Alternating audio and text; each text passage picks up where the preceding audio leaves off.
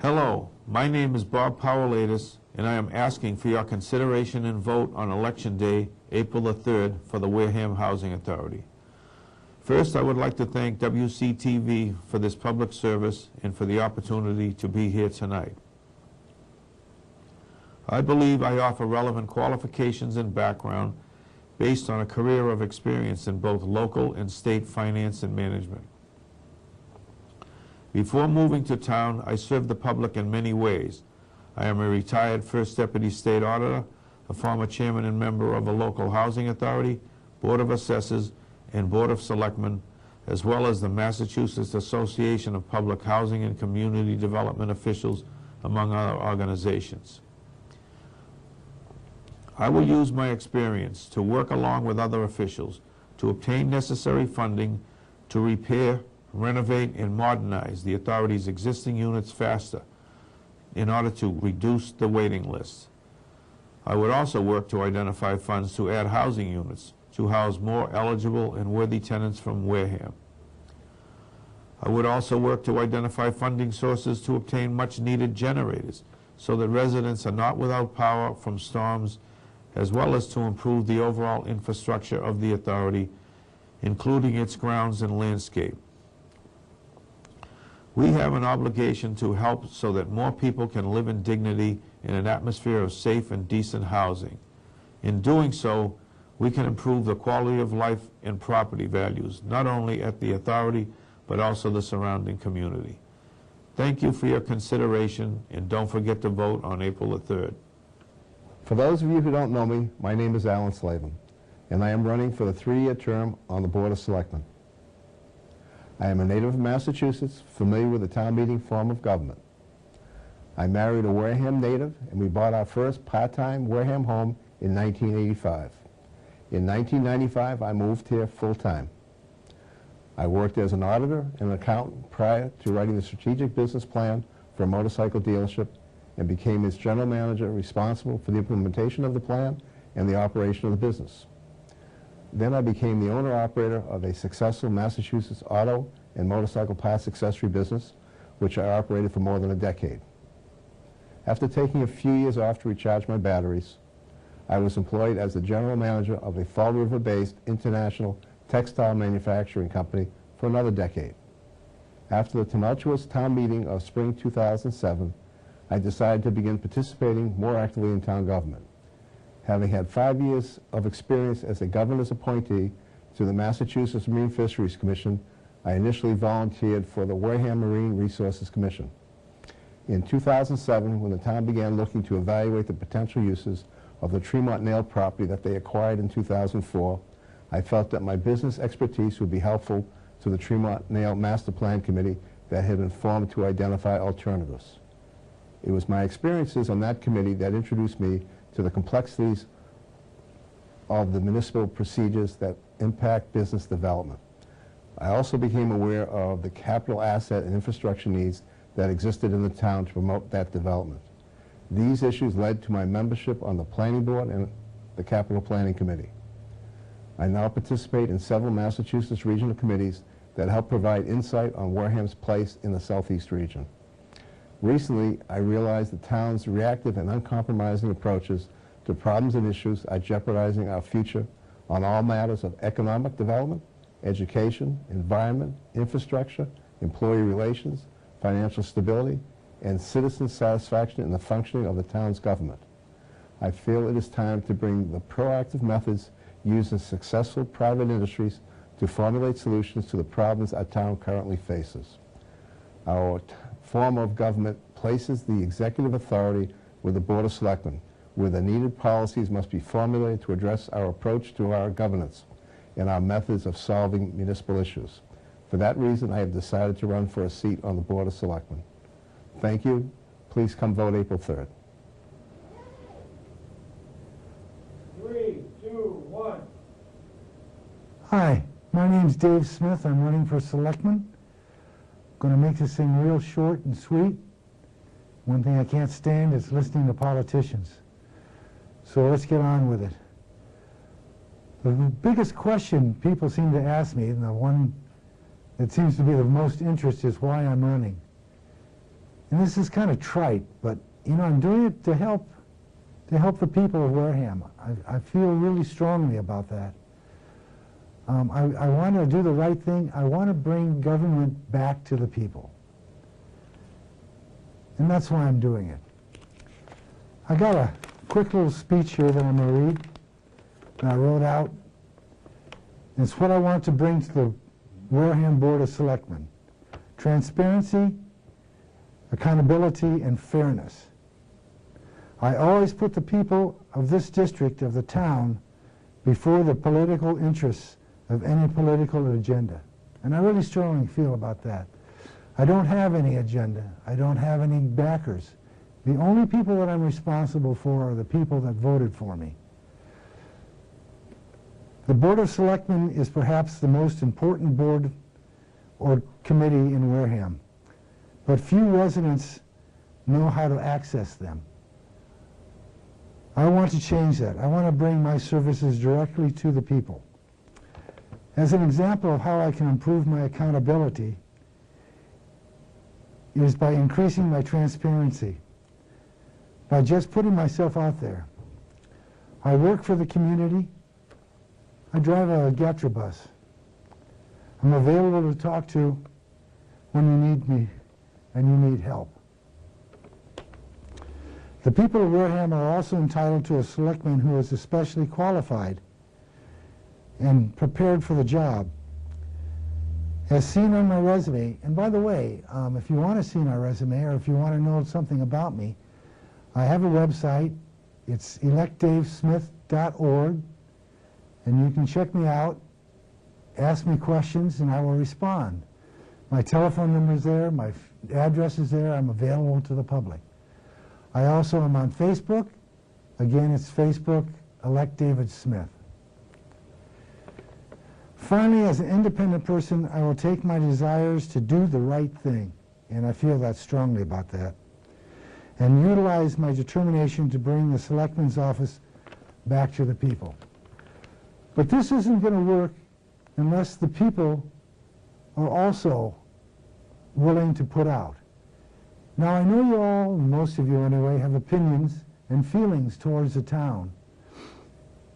And if you don't express them in some way or another, then there's no way that I can be able to help you.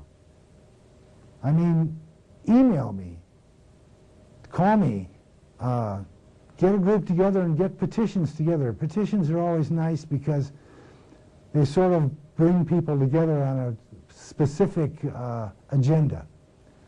So do the right thing by me and let me know that what you want and what I can do for you and what the town can do for you. And stay involved, stay focused, and hopefully you will vote for me April 3rd. Thank you very much. Hello to all my fellow Wareham residents. My name is Jeff Sweat, and I'm running for school committee this year. With many thanks to the wonderful people of WCTV, I would like to tell you a few things about myself. Why I'm running for school committee, of the serious issues facing our schools, and how we can go about solving them. First, a little bit about myself and my involvement in the community. With my wife, Judy, I've been a resident of Wareham since 1996 and moved my mother, Margaret, and father, Warren, to Onset in 1997. We lost my dad in 2007 and my mom last December, but they had a wonderful experience in this town, and I am grateful to this community for being so welcoming to them. I retired from a career in healthcare and education management in 2001. I previously served on the Wareham Finance Committee from 1999 to 2005, and the Wareham School Committee from 2005 to 2008, and from 2009 to the present. I've coached the Wareham High School girls tennis team since 2005.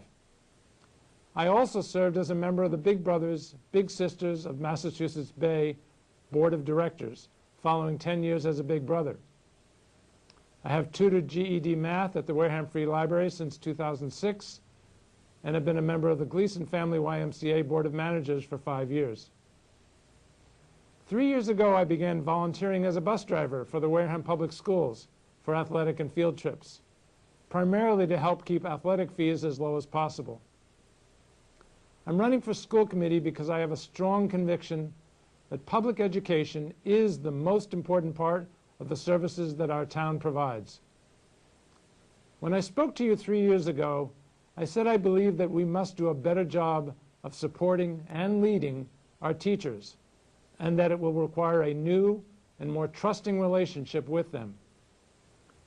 I also said it will require a better use of our more skilled teachers, that these outstanding educators must be given the responsibility, authority, and time to help other teachers become more successful, and to hold them accountable when they do not succeed. We have achieved that goal. High school department heads, for the first time, have the responsibility for the quality of the instruction in their departments. We have also added instructional leaders to elementary and middle schools to make sure that teachers in those classrooms are frequently observed and receive the support necessary to become better teachers. We are also training these new managers to be better teachers and leaders. Better results in the classroom will follow, but the organization necessary to improve instruction is now in place. There is a great deal of talk about the fact that Wareham schools operate at or near the minimum funding allowable under state law. Citizens should be aware that the minimum was initially not a problem, but over the last 8 years, it has begun to increase class sizes, decrease student and teacher resources, such as books and equipment, limit programs outside of the core curriculum, and reduce the district's capacity to repair and maintain buildings and capital equipment.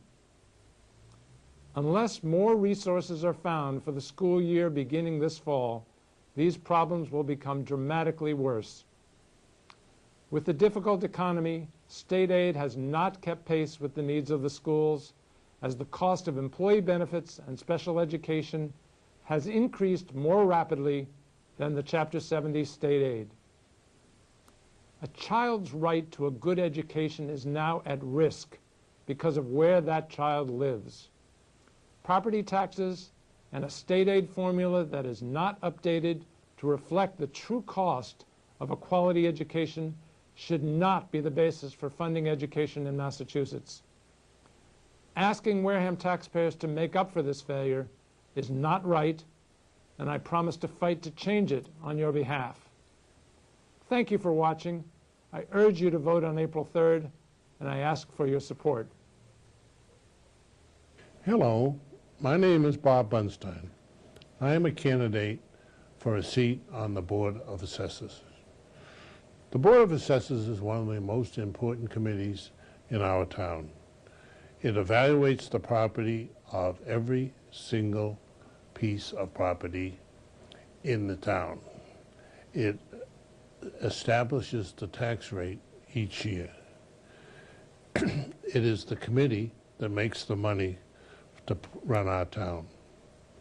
The information that brings in the money is compiled by a very capable assessor and 4 very, very devoted women in the board.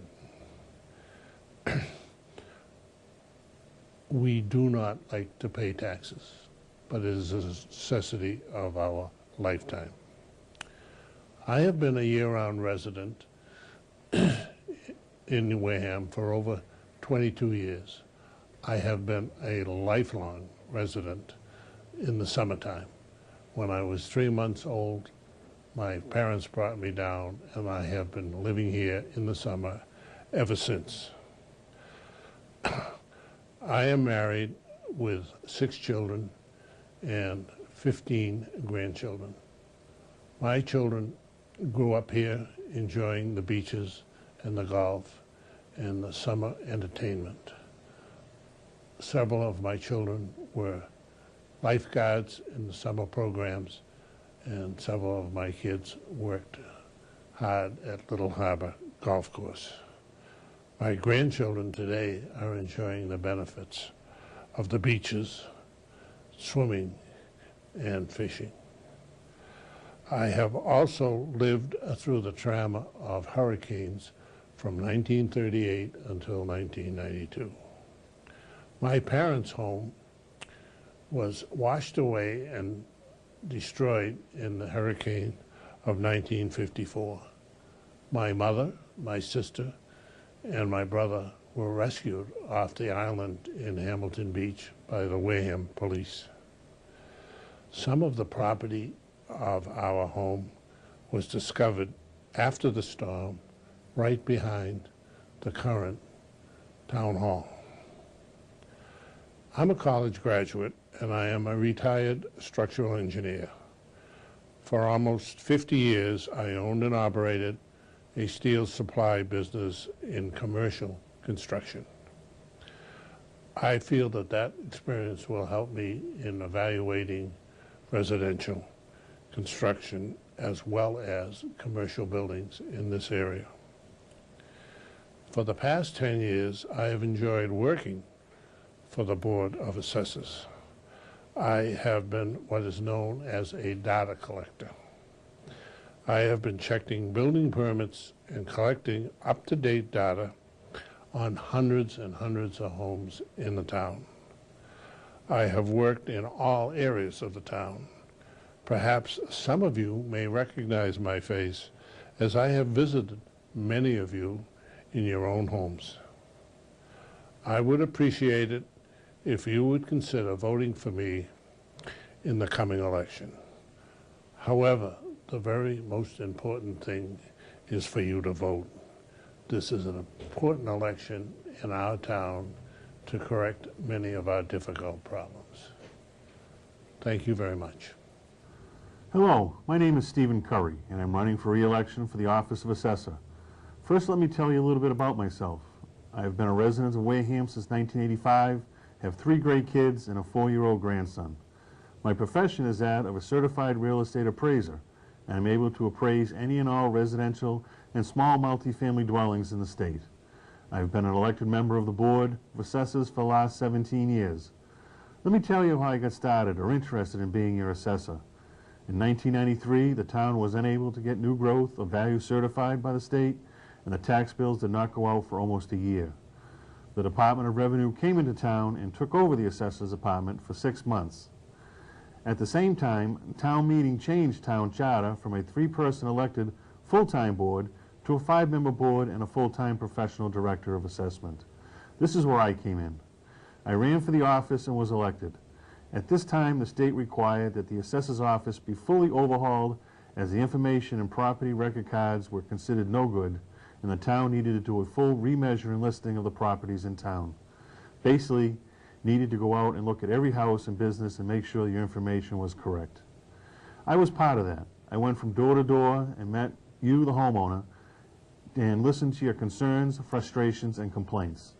With this new information, we, the new board, went about making sure that you, the homeowner, were properly assessed and only paid your fair share of taxes. What is an assessor's job? An assessor's job is to evaluate property at full and fair cash value.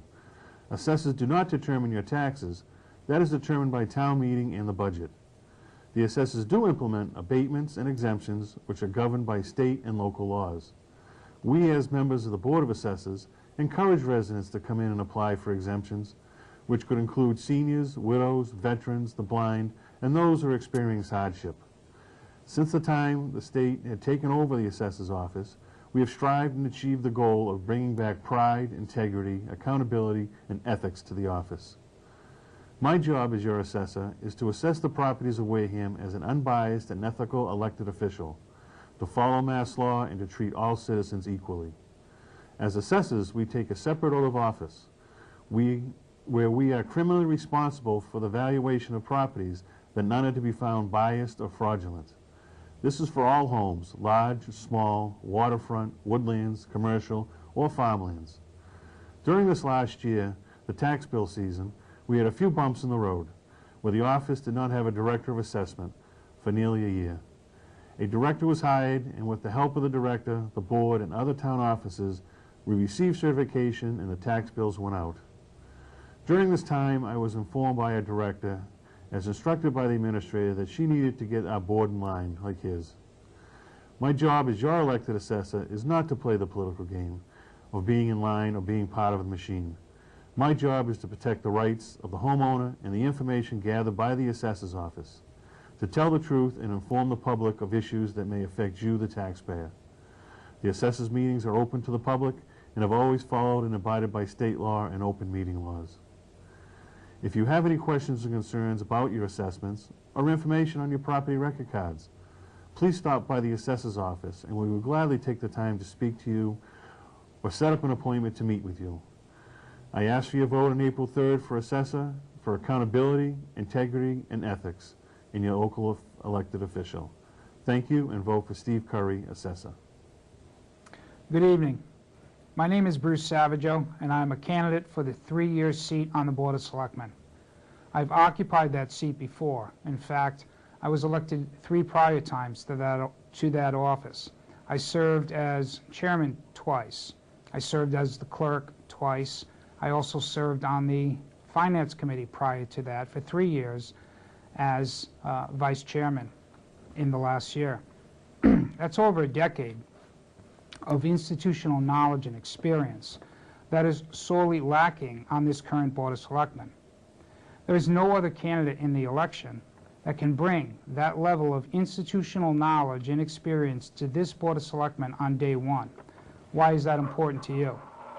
The longest serving member of the Board of Selectmen is just completing his first term, and he's leaving in a month. The next 2 selectmen have only served about 2 years each, and the last selectman, there's only 1 remaining, has served about 1 year. This is, by my observation, the youngest Board of Selectmen in terms of experience that we've ever witnessed.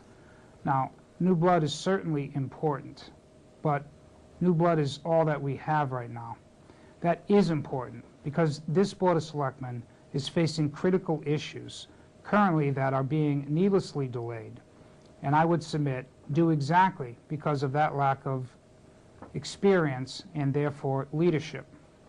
For example, the town administrator's contract has been delayed week after week and has become a needless distraction to the community.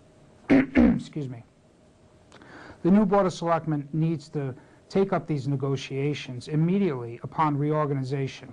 We absolutely need continuity in that office. The Westfield Housing Project has been delayed for years.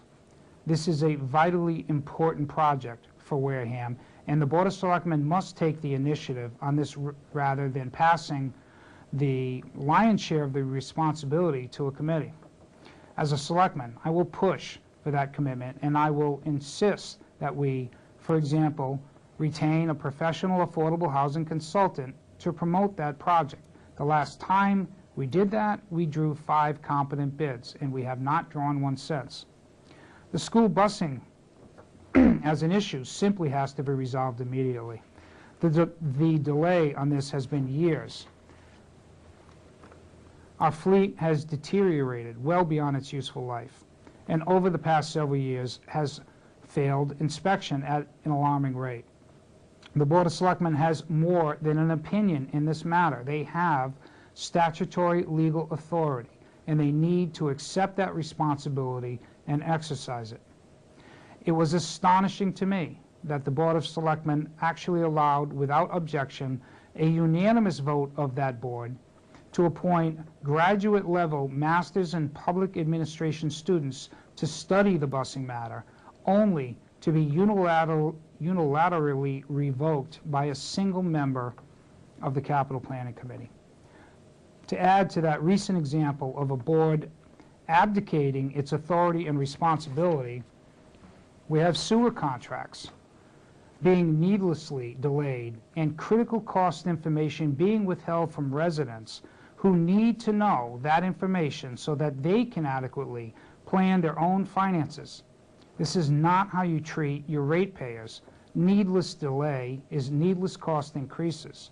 The Board of Selectmen, as sewer commissioners, needs to take every action possible to mitigate the cost of these projects, because those affected residents have a legitimate point.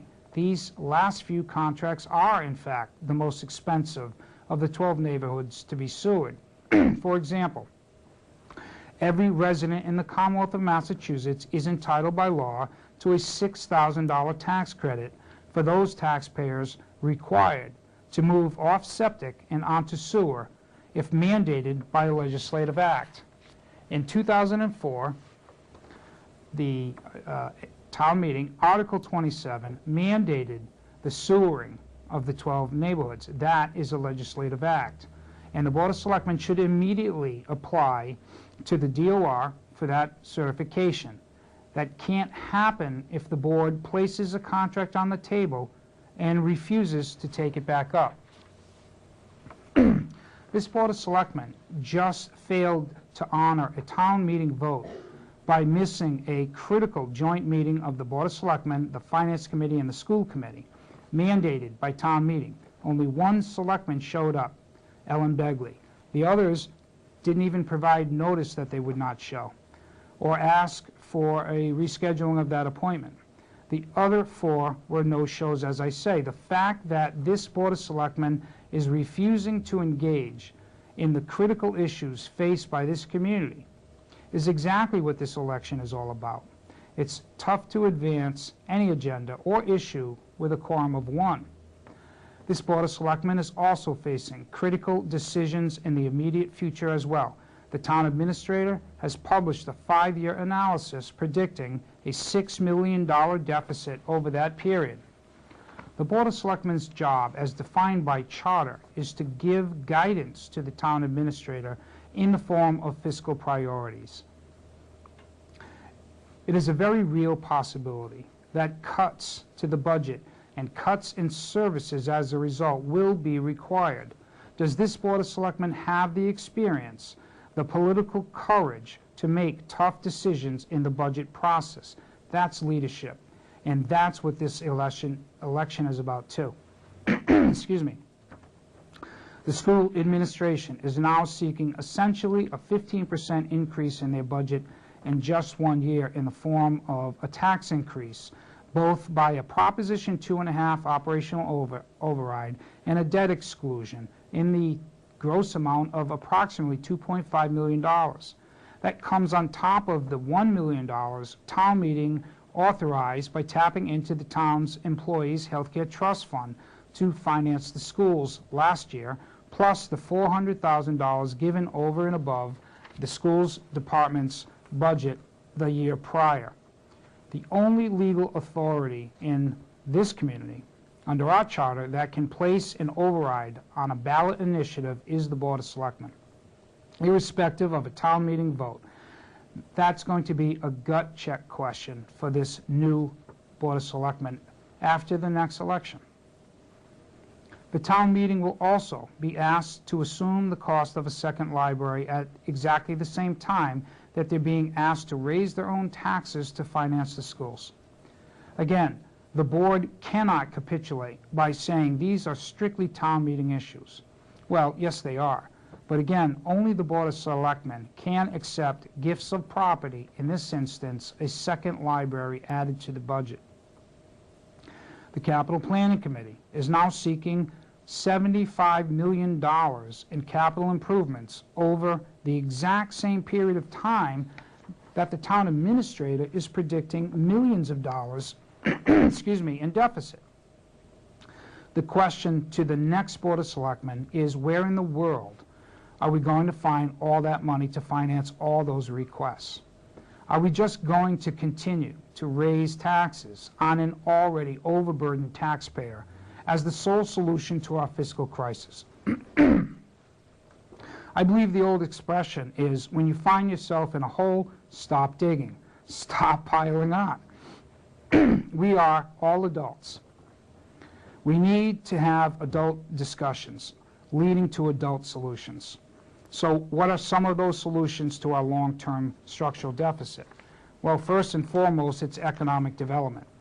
The moral case for economic development is not just that it will produce more money for government services, but that it will reduce the burden on an already overburdened taxpayer. By expanding the tax base to raise revenues and not just increasing taxes to raise revenues.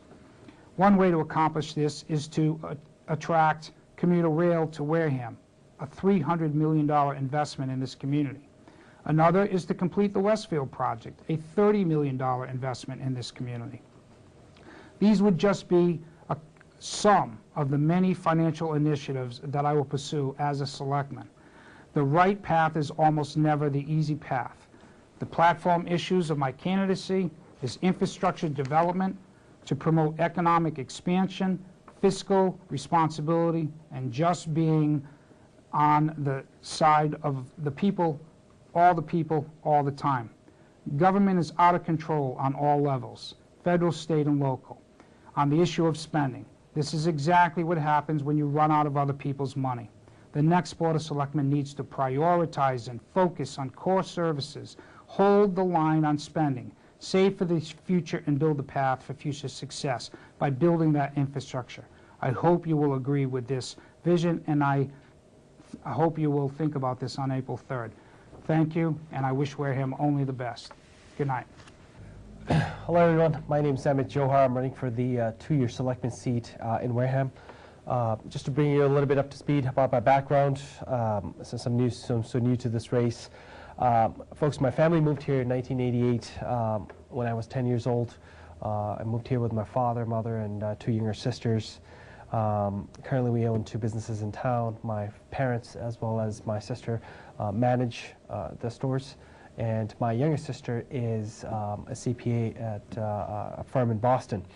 I graduated college in 2002 from Bridgewater State University with a degree in finance. Soon after graduation, it was one of the biggest decisions I had to make about my life, which was, what do I want to do? I had asked, in interviewing with a lot of the investment banks like Fidelity, Putnam, and State Street, I had gotten the offers from. I had spoken to my father, and at that point my father had advised that you can take the hard road, which is to be a small business owner, or you can take the easy road and go work for a bank. And I chose the harder path at the time, and that was probably the best decision and probably the most regretful decision of my lifetime. Because that first year was probably extremely challenging for me in terms of my personal health, being stressed out all the time, being diagnosed with insomnia, asthma, and multiple other things. It didn't really have, as you can imagine, I didn't really have the real life experiences to carry me forward in the business world. Somebody who's just coming out of a college knows theory but doesn't know reality. That's exactly what I had faced. And through the first year, folks, I did well in my business. But I started to, I was struggling at the time. And lo and behold, I was waiting outside South Station at one point, and I picked up a book. And ever since then, about an entrepreneur, and ever since then has been, I started doing well from that point onwards. And so I started replicating a lot of what I would read into my own current business practices. And I went from $70,000 in my first year sales to about $1.5 million within 3 years after that. And it was 15 times the growth that I had inherited at that point. Soon after that, after the third year, I had in the news at the time, the company that I was working, selling the products for, decided to merge. And being entrepreneurial, you can see where the faults are and what's coming down the road. And that's exactly what I saw, that I'm not the biggest guy on the block. I certainly don't have all the political contacts. So chances are I'm probably going to be one of the ones that's going to be cut out of the value, out of this value chain. And so I decided to sell off my business and move on. At that point, I started interviewing with other organizations. And I got a couple of job offers again from a software company, from a pharma company, or working for a small company, a small business, like another small company. And between the three options, everybody paid well besides the small company. But I chose to work for the small company. And the reason for that was because the CEO of the company would actually spend an hour with me and train me, and he would give me the knowledge that he had for 25 years in the business. And so I agreed to that, he agreed to that. It was probably one of the best decisions I made because I learned a great deal from being under him, and he really helped me mature in my thought process and become more intuitive and much better at what I was doing. My first year, the companies that I worked with were fairly small to medium size. My second year, I get promoted, and I started working with big companies like Volvo and Thales, setting up biggest rail systems and the fastest rail systems in the world, or in Saudi Arabia. And last year, my last year at the company, which was my third year, I had to start to specialize in the area of aircraft manufacturers, which is the Boeings, and your EADS, which is the biggest manufacturer of airplanes in the whole Europe. So within 3 of these years, I got promoted 3 times, and while the company did lay off twice. I had moved that time to Wareham at that point, and the commute was getting to be too much, so I decided to, I got an offer from a financial institution locally. I decided to embark on that opportunity, and within the first quarter of me being at the financial institution, I was ranked the #1 guy in the company in my role. And even after taking 2 months off last year in 2011, I was ranked in the top 5 in the U.S. for my organization. Currently, I'm studying to become a certified financial planner at Boston University, and hoping to complete that in the next 2 years. Which brings me to the next thing. Why am I running? As I mentioned, I'm a little concerned about the way things are heading in Wareham, and for that, I wanted to put my skills to the test and bring some value to the town that certainly needs it in this direction. Folks, it's no surprise the mess that we're in and all these demands that are coming ahead of us. The quickest way that we're going to be able to get out of this mess and dilemma will be economic development. Let me say it again, economic development. You know, it's a cliche that sounds very nice, and you hear politicians talk about it a lot, use it all the time. And but let me ask you this, folks. How many of our elected officials actually have a clue on how to implement or how to even make things happen in the shortest amount of time? You know, let you in on a little dirty secret. Just down the street, just down the highway in Plymouth, there were 10 businesses that were opened up last year compared to 1 business that opened up in Wareham. Now, granted, Plymouth is 3 times the size of Wareham, but you know what? We have to look at their successes.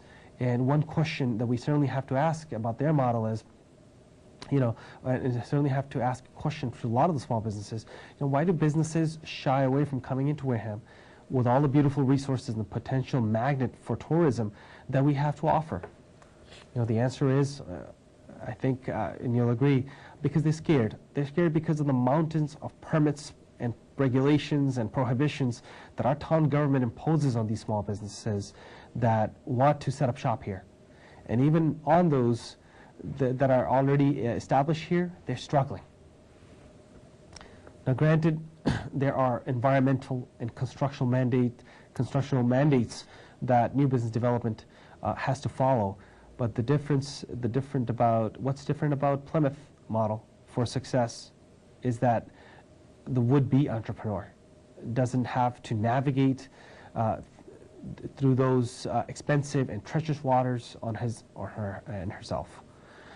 In Plymouth, they have an ally. In Plymouth, there is an economic development committee made up of knowledgeable individuals to help guide the businesses through the process and through the maze of mandates they face in building the dream.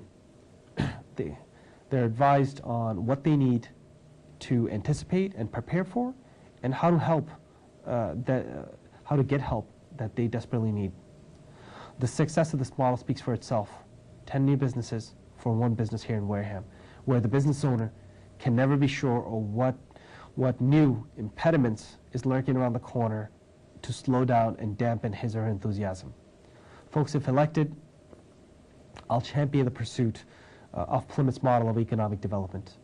And if I'm not successful, I'll urge the new board members to strongly consider the approach to establish a committee whose sole purpose is to seek potential businesses with the invitation that says, we're here to help, we're here to help you get started and help you through the mandates on your way to successful business. Thank you. Hello, my name is Peter Teitelbaum, and I am running for the 2-year selectman seat here in Wareham. My family's history in Wareham dates back to my great-grandfather bringing his family here for vacations at Pinehurst before the beginning of World War I. My grandfather moved his family here in 1938. My mother, the late Marjorie McMaster Teitelbaum, and my aunt, the late Barbara McMaster Grimwade, both attended Wareham Public Schools. My mother taught in the Wareham Public Schools for several years before becoming an associate professor of education at Bridgewater State. My family has had a tradition of public service. My grandfather served on the Finance Committee in the 1950s. My mother served on several town committees, and I presently serve on the Minot Forest Committee. I reside in the house my grandfather built. Between my ancestors' time in town and my own 52 years here, my family has long-term ties to and interest in this community, although this is my first run for elective office and I am not part of the current political establishment. Now, some information about my background. I attended Wareham Public Schools, grades 1 through 8. I am a graduate of Tabor Academy, I attended Colby College, and I earned my Bachelor of Arts in English and History from Bridgewater State College in 1984. I worked for the Boston Globe for nearly 10 years as a home delivery supervisor and manager. My work there involved hiring, overseeing, disciplining, and terminating employees, and also the process of getting a time-sensitive product out to customers. My experience working for the Globe, and in particular the management of employees and the supervision of operations, would be helpful as a selectman. I look forward to bringing my managerial background to the Board of Selectmen and working with the rest of the Board of Selectmen to develop policies and procedures to better serve the town and to protect its interests. I am also an attorney. I attended New England School of Law in Boston, an American Bar Association accredited law school, and graduated in spring 1998 in the top third of my class while continuing to work at the Globe. I passed the Massachusetts bar exam on my first attempt and was admitted to the practice of law in Massachusetts in December 1998, and also to the Federal District Court of Massachusetts in 1999. I am a member of both bars in good standing. I am a sole practitioner, and my practice is primarily in environmental law, land use, real estate, construction, and administrative law.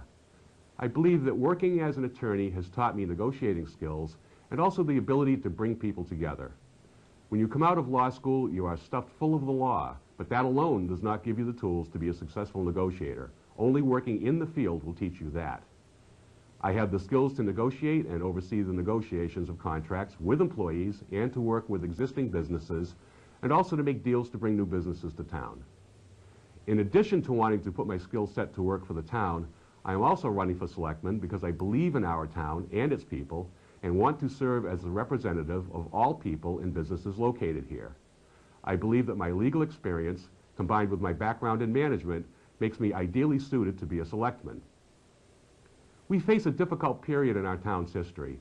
Our costs are growing at the same time as we are receiving less and less money from the state and federal governments. While ultimately town meeting is the branch of government that will make budgetary decisions, it is up to the selectmen as leaders of the community to perform their own due diligence to ensure that the citizen legislature has the information it needs to make its decisions. As an attorney, I have the duty to deliver both good and bad news to my clients, and as your selectman, I will do the same. I also believe that there remains a clear political divide in Wareham. I would like all of our citizens to know that my door is open to any and all, and I welcome anyone who wishes to discuss ideas and not personalities or old gripes and divisions. We have tremendous natural resources in town upon which we can draw, but we also have committed, passionate, and hardworking people on all points of the political spectrum. And as selectman, it would be my duty to represent all of you. So I ask for your vote on April 3rd and look forward to amicably and constructively serving in the interest of all residents. Thank you. Hello, my name is John Donahue, and I'm running for assessor. As the lyrics of the rock band The Grateful Dead say, what a long, strange trip it's been, to which I would add, it's been pretty smooth sailing for the most part, but there have been a few bumps in the road along the way. I first successfully ran for the office of assessor in 1978 and had the privilege of serving as your assessor for the following 17 years. I know Wareham like the back of my hand. Since then, I have pursued many goals, and now life comes full circle, and I find myself running for assessor again. So why am I running? I know what it takes to get the job done. I have the background, training, and experience to start working on your behalf on day one. No on-the-job training necessary. I believe each and every taxpayer has the right to a fair assessment and to an open, transparent process with a Board of Assessors who meets at a time when it is convenient for the taxpayers to come in and to discuss their issues, and where no business is conducted behind closed doors. I will use my experience and training to act as a watchdog for the community. When I first ran for assessor in 1978, I presented my appraisal credentials to the voters for your consideration. The appraisal company that I worked for had recently completed a revaluation project for the town of Acushnet. It was one of the first communities to receive accreditation from the state. Once elected to office, I set about to learn everything I could about the appraisal and assessing professions through both practical experience, measuring and listing houses in the field, and taking appraisal and assessing courses whenever they were available. I soon earned the professional designation of Massachusetts Accredited Assessor from the Massachusetts Association of Assessing Officers and had become actively involved in that organization. In 1986, I was awarded the annual Past President's Award given by the Massachusetts Association of Assessing Officers in recognition of my outstanding contributions to the assessing profession. By 1993, I had accumulated the requisite educational credits and professional experience to receive my Certified General Real Estate Appraiser's license, which allowed me to grow my private real estate appraisal and consulting business. The Certified General Real Estate Appraiser's license is the highest designation of appraisal license issued by the Commonwealth of Massachusetts. It entitles me to appraise all types of real estate in Massachusetts, including residential, commercial, and industrial properties. In order to maintain this license, I must complete a requisite number of continuing education courses and credits every 2 years. I have worked in both the private and public sectors of the appraisal profession. My clients are banks, attorneys, lending institutions, the federal government, and municipalities, including the towns of Acushnet, Plymouth, and Hingham. After enjoying the privilege of serving the citizens and taxpayers of the town of Wareham as both a full-time and a part-time assessor, I graduated from law school. Then, I served as the principal assessor for the town of Swansea, while maintaining my private appraisal practice. I am pleased to say that to this day I have maintained contact with the members of the Board of Assessors that hired me in Swansea, and I continue to maintain a professional relationship with one of those members who is himself a director of assessment. Recently, I was hired as the principal assessor for the town of West Bridgewater, and in the first several months that I was on the job, I reviewed all of the outstanding building permits which required measuring and listing residential, commercial, and industrial properties in the field. I oversaw the town's real estate and personal property valuation services contract. I prepared all of the tax rate documents for the Department of Revenue. I met with the Board of Assessors and the Board of Selectmen at their joint property tax classification hearing, and I set the town's residential and commercial tax rates in a timely fashion to the satisfaction of the Department of Revenue. So, ladies and gentlemen, you have a choice. You can vote for me, and I can attempt to shine the light on the activities of the Board of Assessors, where I will ensure the Board of Assessors is accessible and responsive to all taxpayers. Or you can maintain the status quo of closed doors and violations of the open meeting law. I hope you will choose change. And I ask for your vote on April 3rd with the same sense of humility that I asked for your vote 33 years ago, which is now complemented with the benefit of 33 years of real estate appraising and assessing experience. Thank you for your consideration.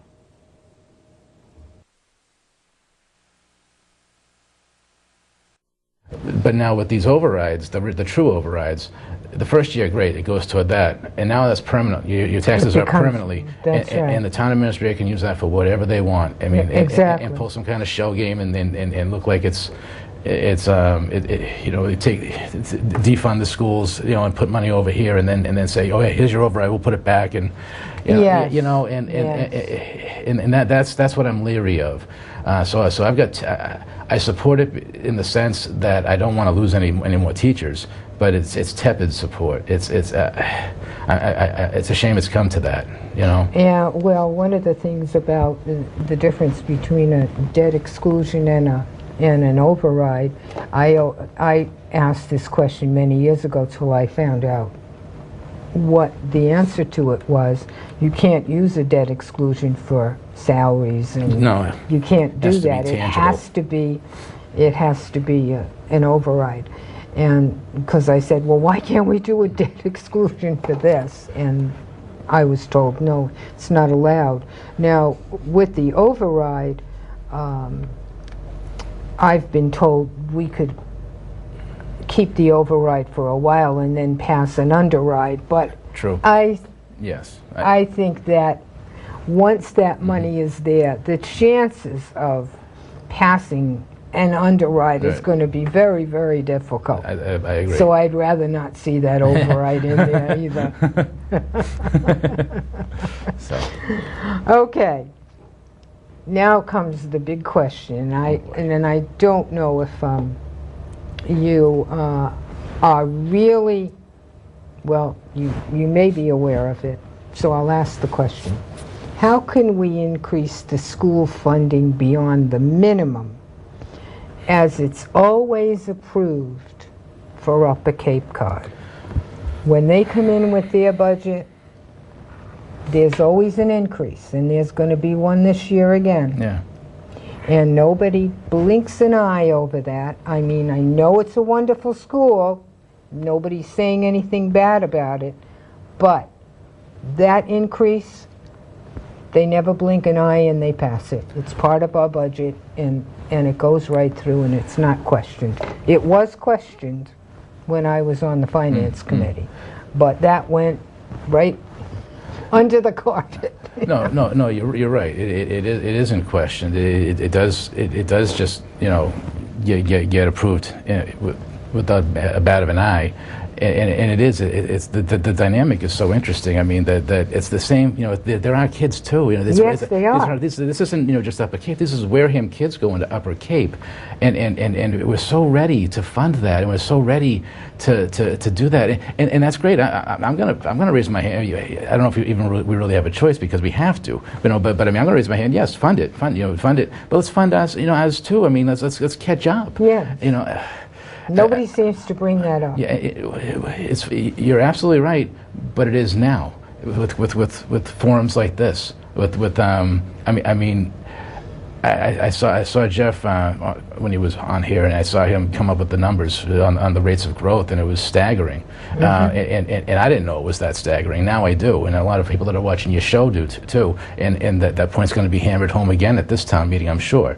It's raising awareness. It really is. It's raising awareness and getting parents and taxpayers and voters more involved, and to say we can be that good too if we just did it. Yes. So it's a matter of priorities, really. So you can't make people do that. You can't make people want to spend more on schools, but you have to get people to recognize the priority, and that if you look at what happens if you do, look at the great things that can happen at Upper Cape. If you did that there, if we did that here, we could have the same, or even something close. Yeah, I'll never forget. And you remember last year, there was the school committee race, and there was the two incumbents, and they ran unopposed. And they got up at candidates night, and nobody even wanted to ask them questions because they wanted to get to the selectmen's thing. So they Nana, nudged people along and had them ask questions. And Cliff Sylvia, he had said, it's so bad that back when I was a kid, I had to make my mother a bookshelf or a bird feeder or something. We don't even do that anymore. I mean. And yet you got the Upper Cape with the best of everything, and we barely even have a shop class here now, and that really hit home for me. Yes. It really did. I'm like, yeah, I had to make my mother a corner shelf too, you know. I had to learn how to use a file and a rasp and a saw, and Yes. and I didn't go on to do it for a living, but I mean that's the stuff, it's kind of like a rite of passage in a lot of ways, and we're not doing that anymore, and that's sad. It is sad because what we're getting is a bunch of men. Generally, the men are doing those things. A bunch of men out there that aren't going to be able to fix anything in their houses. They're not going to know Talk to my wife, to do. They won't even know how to measure this or measure that. I remember my late husband. He was always measuring this and measuring that, and he knew what he was doing. So you're going to have a whole bunch of men out there that, they're not going to know what they're doing. Thank you, Steve. Steve's telling me we got 2 minutes. Okay. So, anything else you want to say before we end today? I didn't know what to expect when I did this. I was pretty much motivated based on the last election, and the incumbents ran unopposed, and I saw that shaping up this way too this year, and I'm like, we got to get some new people in there. We got to. Yes. Even if the people that are in there are sincere and trying their best, there's certain things aren't getting done, and for whatever reason. So I think we need new fresh ideas. And when I did this, I didn't know what to expect. And the one word I could use to explain the reaction, I think, is people are enthused. People are enthused.